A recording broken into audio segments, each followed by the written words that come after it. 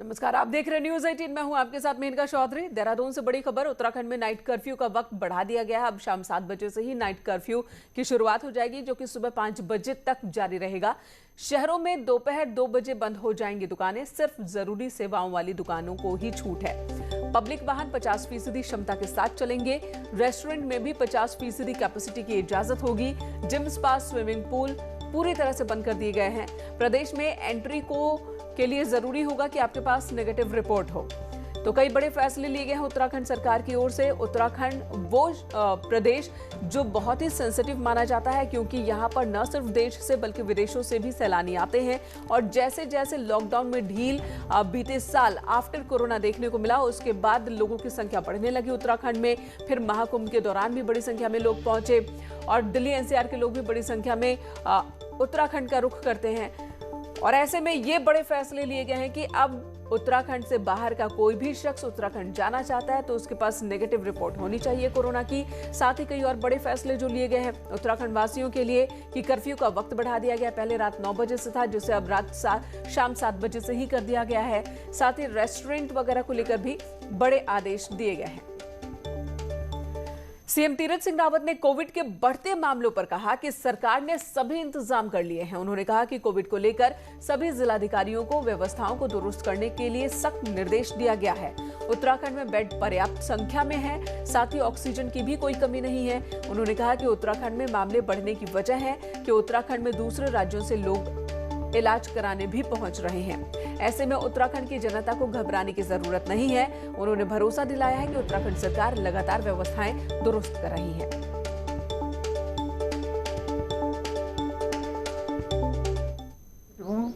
Vaccine हो चाहे अन्य चीजें हो, वो सारा मिल रहा है और उसको हम नीचे तक पहुंचा रहे हैं।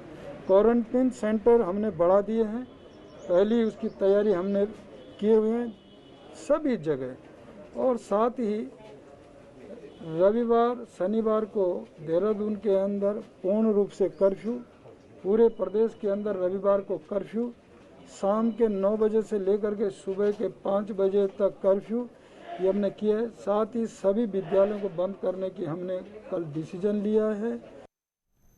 और बुलेटिन में आप बात कर लेते हैं आखिर कोरोना के मामले पूरे उत्तराखंड में हैं कितने। तो प्रदेश में इस वक्त एक बार फिर से कोरोना ने रिकॉर्ड तोड़ा है। सोमवार को कोरोना के 3012 मामले दर्ज किए गए। 27 लोगों की कोरोना की वजह से मौत हुई है। देहरादून में 999, हरिद्वार में 796 नए केस दर्ज किए गए। नैनीताल में 258, उधम सिंह नगर में 565 और पौड़ी में 80 मामले सामने आए। राज्य में पहली बार एक्टिव केसेस की संख्या 21,000 के पार पहुंच गई है। कोरोना को बढ़ते देखते हुए अब तक उत्तराखंड में 106 कंटेनमेंट जोन बनाए गए हैं।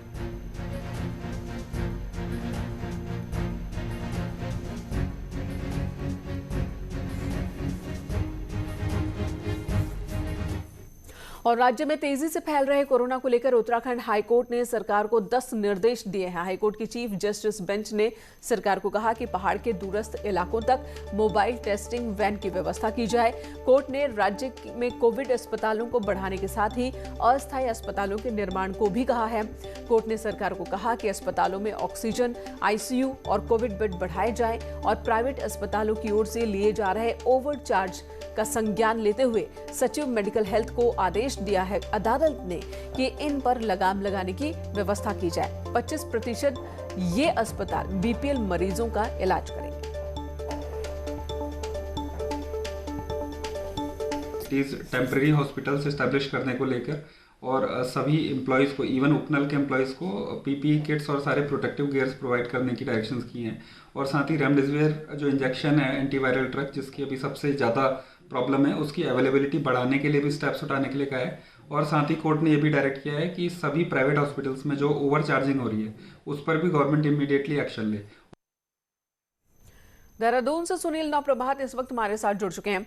सुनील, कई कड़े कदम सरकार उठा रही है, तो कुछ हाईकोर्ट ने भी निर्देश दिए हैं। उसके बाद की ये तस्वीर कैसी आज सुबह की? देखिए, मैंने कहा कोरोना के संक्रमण के मद्देनजर यहाँ पर पल पल हालात बदल रहे हैं। अभी आपने मुख्यमंत्री को सुना जब वो बयान दे रहे थे कि जो नाइट कर्फ्यू है वो रात 9 बजे से सुबह के 5 बजे तक का रखा गया है। ये कल दोपहर का स्टेटमेंट है। शाम होते होते जब हमने मेडिकल रिपोर्ट देखी तो उत्तराखंड जैसे छोटे से राज्य में 3000 नए केस 24 घंटे के भीतर आए और इसके तत्काल बाद सरकार को डिसीजन लेना पड़ा कि जो लॉकडाउन जो नाइट कर्फ्यू का समय उसको बढ़ा दिया जाए और शाम होते होते नाइट कर्फ्यू का समय रात शाम 7 बजे से सुबह के 5 बजे तक कर दिया गया। कल प्रधानमंत्री ने भी अपना संबोधन किया राष्ट्र को, उसमें उन्होंने स्पष्ट तौर पर ये बात कही कि लॉकडाउन को एक अंतिम विकल्प के रूप में चुना जाए, लेकिन जिस तरह के हालात मैंने कहा उत्तराखंड में बन रहे हैं उसमें एक बेहतर विकल्प माना जा सकता है। सरकार का एक अच्छा बीच का कदम माना जा सकता है कि यहाँ पर 2 बजे के बाद जो अर्बन एरिया है, जो शहरी क्षेत्र हैं, वहाँ पर 2 बजे के बाद दुकानें बंद हो जाएंगी, केवल जो आवश्यक सेवाएं हैं उनको छोड़कर।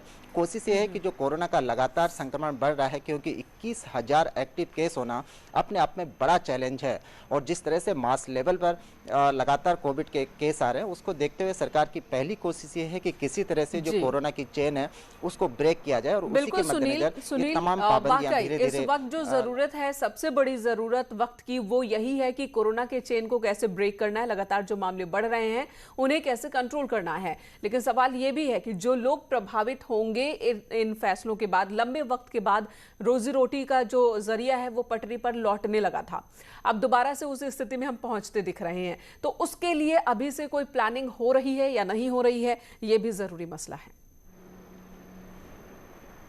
बिल्कुल, मैंने कहा इसको लेकर मुख्यमंत्री ने अभी लगातार बैठकें की हैं।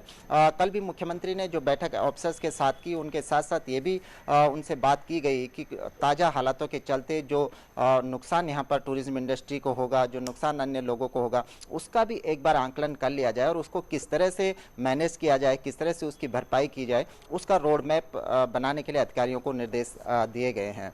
लेकिन मैंने कहा हम जिस तरह से देखते हैं कि जो तमाम जो पाबंदियाँ लगाई गई हैं उसके बीच भी औद्योगिक इकाइयों को लगातार छूट दी गई है कि उनके कर्मचारी जहां पालियों में शिफ्टें चेंज होती हैं, उनके कर्मचारी यदि रात आवागमन करते हैं तो उनको इसमें छूट प्रदान की गई है कि वो रात 7 बजे के बाद भी, कर्फ्यू के बाद भी आ जा सकते हैं, उनको अपना कार्ड दिखाना होगा। जी सुनील, और इसके लिए क्या व्यवस्था है? क्या पास जारी किए जाएंगे? कुछ नाइट कर्फ्यू पास होगा कुछ, या फिर आईडी कार्ड दिखाकर भी छूट ले सकते हैं?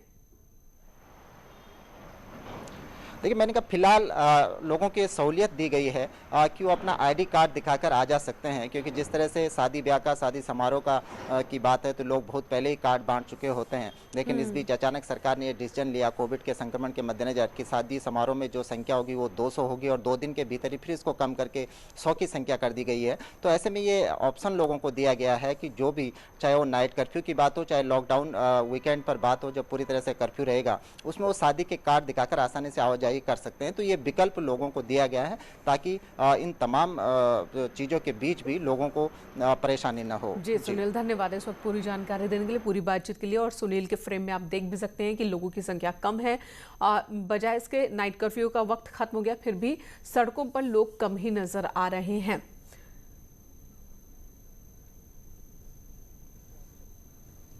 कोरोना के मामले जहां लगातार बढ़ रहे हैं, वहीं कोरोना के नए म्यूटेंट ने परेशानी बढ़ा दी है, जो पहले वाले वायरस के मुकाबले कहीं ज्यादा खतरनाक बताया जा रहा है। एक्सपर्ट्स का मानना है कि डबल म्यूटेंट वायरस की स्प्रेडिंग पावर पहले से कहीं ज्यादा है और यही वजह है कि कोविड पॉजिटिव केस की संख्या में लगातार इजाफा हो रहा है।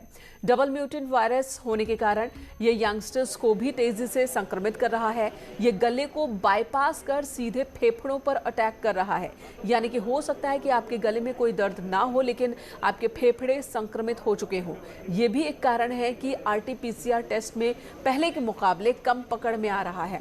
एक्सपर्ट्स का कहना है कि पहले की अपेक्षा बुखार आपको ज्यादा लंबे समय तक और ज्यादा तेज आ सकता है।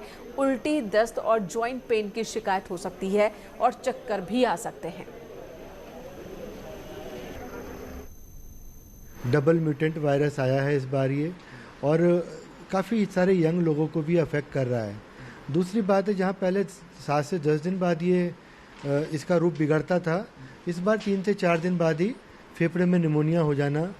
चूँकि ये गले को बाईपास भी करता हुआ सीधा फेफड़े में जा रहा है, तो उस तरह निमोनिया केस भी बहुत ज़्यादा हैं।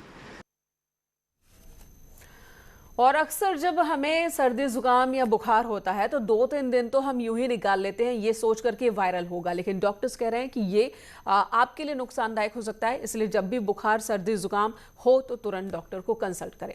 एक तरफ कोरोना के मामले बढ़ रहे हैं, दूसरी तरफ इस पर सियासत भी जारी है। कांग्रेस के प्रदेश अध्यक्ष प्रीतम सिंह का कहना है कि कुंभ में बरती गई लापरवाही का खामियाजा पूरा राज्य भुगत रहा है। सरकार को जो व्यवस्थाएं करनी चाहिए थी वो नहीं कर पा रही। प्रीतम सिंह ने कहा कि सरकार को कोरोना चेन तोड़ने के लिए सख्त कदम उठाने चाहिए। वहीं बीजेपी प्रदेश अध्यक्ष मदन कौशिक ने पलटवार किया।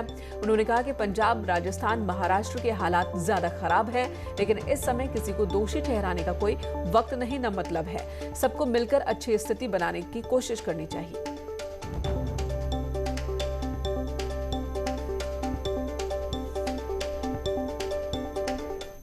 सरकार ने पहले कुंभ को लेकर के एसओपी जारी की, फिर इसी सरकार ने उस एसओपी के विपरीत जो है कार्य किया और उसका कार्य करने का खामियाजा जो उत्तराखंड के लोग भुगत रहे हैं। और लगातार जो है संख्या बढ़ रही है और मोर्टेलिटी रेट जो है वो लगातार बढ़ता जा रहा है। लेकिन सरकार को जो व्यवस्थाएं करनी चाहिए, सरकार वो व्यवस्थाएं करने में जो है कहीं पर जो है दिखाई नहीं दे रही है। कांग्रेस को जहाँ तक सवाल है, मैं इसके लिए दोषी भी नहीं ठहरा रहा हूँ कि भाई महाराष्ट्र खराब है, पंजाब खराब है, राजस्थान खराब है या अन्य राज्य। इस समय दोषी ठहराने का कोई अर्थ भी नहीं है। इस समय आवश्यकता है कि सब लोग मिलकर और एक अच्छी स्थिति हम लोग बनाएं, सब सहयोग दें, जनता का सहयोग करें। पिथौरागढ़ जिला अस्पताल में ऑक्सीजन प्लांट की बिल्डिंग बनकर भले ही तैयार हो गई, लेकिन प्लांट का कहीं भी अता पता नहीं। हालात ये हैं कि लाखों की लागत से बनी ये बिल्डिंग धूल फांक रही है। अभी तक जिले में ऑक्सीजन के सिलेंडर हल्द्वानी से मंगाए जा रहे हैं। हल्द्वानी की लंबी दूरी होने की वजह से कई बार ऑक्सीजन नहीं पहुंच पाती और यही वजह थी कि यहां पर प्लांट की जरूरत महसूस की गई थी, लेकिन शासन ने अभी तक जरूरी उपकरण जिले को दिए ही नहीं। ऑक्सीजन प्लांट अभी बन के तैयार हो गया है और शासन से वार्ता की जा रही है कि जल्दी हमें ऑक्सीजन, सीमांत प्रदेश है हमारा, ऑक्सीजन की जरूरत पड़ सकती है तो जल्दी ही हमें भेज दिया जाए। तो अभी वार्ता जारी है, देखें ऑक्सीजन जो है कब तक आती है, ऑक्सीजन जनरेशन प्लांट। पिथौरागढ़ जिला अस्पताल में ऑक्सीजन प्लांट की बिल्डिंग को तैयार हुए हफ्ते भर से अधिक हो गया है। बावजूद इसके ऑक्सीजन प्लांट के जो जरूरी उपकरण है यहाँ पर नहीं पहुँच पाए हैं। लगातार कोरोना पॉजिटिव मरीजों की संख्या बढ़ रही है। ऐसे में हेल्थ डिपार्टमेंट की मुश्किलें भी बढ़ रही हैं क्योंकि ऑक्सीजन सिलेंडर हल्द्वानी से उनको यहाँ लाना पड़ता है। अब सबकी उम्मीदें इस बात पर टिकी है कि आखिर इस बिल्डिंग के भीतर कब ऑक्सीजन प्लांट स्थापित होता है। विजयवर्धन उप्रेती, न्यूज 18, पिथौरागढ़। कोरोना के खिलाफ लड़ाई में रिलायंस फाउंडेशन देश के साथ खड़ा है। आरआईएल ने देश में ऑक्सीजन की बढ़ती हुई मांग को देखते हुए 700 टन रोज मुफ्त ऑक्सीजन देने का फैसला लिया है। रिलायंस इंडस्ट्रीज ने गुजरात के जामनगर तेल रिफाइनरियों में मेडिकल ग्रेड के ऑक्सीजन का उत्पादन बढ़ा दिया है। मेडिकल ग्रेड ऑक्सीजन का उत्पादन रोजाना 100 टन से बढ़ाकर 700 टन से ज्यादा कर दिया है। साथ ही इसे 1000 टन करने का लक्ष्य रखा है। ये ऑक्सीजन राज्यों को मुफ्त सप्लाई होगी। ये ऑक्सीजन गुजरात, महाराष्ट्र और मध्य प्रदेश में भेजी जाएगी, जहां करीब 70,000 मरीजों को फायदा होगा। अगर इंडियन ऑयल की बात करें तो रोज 150 टन ऑक्सीजन और बीपीसीएल 100 टन ऑक्सीजन बना रही है। जामनगर रिफाइनरी में बनी ऑक्सीजन की सप्लाई रिलायंस फाउंडेशन की ओर से किया जा रहा है, जिसमें गुजरात को रोज 400 टन ऑक्सीजन दी जा रही है। यही नहीं, रिलायंस फाउंडेशन ने मुंबई में देश का पहला कोविड हॉस्पिटल खोला है। महाराष्ट्र के लोढ़ीवली में आइसोलेशन फैसिलिटी बनाई गई है। फाउंडेशन ने holistic mother and child care hospital में क्वारंटीन सेंटर तैयार किया है। साथ ही सरदार पटेल केयर सेंटर में मेडिकल इंफ्रा तैयार करने में मदद की है। फाउंडेशन ने 1 लाख पीपीई किट और फेस मास्क तैयार किए हैं। लॉकडाउन में फाउंडेशन ने 249 जिलों में 14,000 एम्बुलेंस को 5.5 लाख फ्यूल मुहैया कराया है। मिशन अन्न सेवा से 18 राज्यों के 80 जिलों में 5.5 करोड़ लोगों को भोजन उपलब्ध कराया गया है। रिलायंस ने पीएम केयर्स फंड में 556 करोड़ रुपए का योगदान भी दिया है। महामारी में रिलायंस फाउंडेशन देश के साथ है।